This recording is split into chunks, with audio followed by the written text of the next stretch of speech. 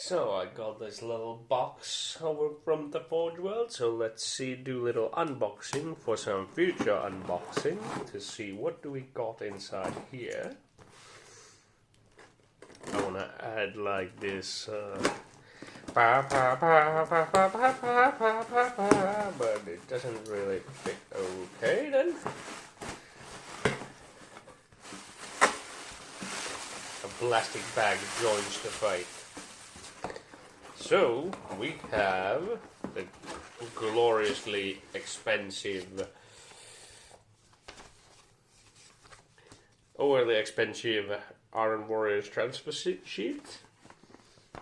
I think that we can just check it out on this particularly. I mean, granted, it has all the icons I could ever need, but still, I feel like this is overly expensive. I mean, since the usual amount of a squad is anywhere from 10 to 20, just having 3 squads is going to be like blasting through these. Anyhow, so I guess the giant package was all for that. Moving on to next, we have some overly expensive shoulder pads, Mark 3, with the Iron Warriors logo on them. I don't think that really needs an unboxing, although we can't really see them, but hey, whatever. Gonna unbox it anyway someday. So there you go. Moving on to the next one.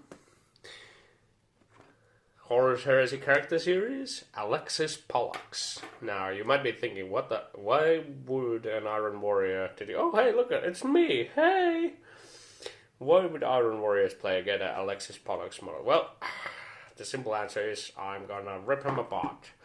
And I'm gonna make my own Kid Bash Smith out of him. Let's see what else do we have here. Last but not least, we got Giant Base. Nope, it is the Iron Warriors Contempted Dreadnought. And I don't have any arms for him yet, but I'm planning to magnetize him so I can have any arms that I would like for him, and even the Carapane's mounted missile launcher or whatever, the Cyclone missile launcher to the top, just because the rule of cool.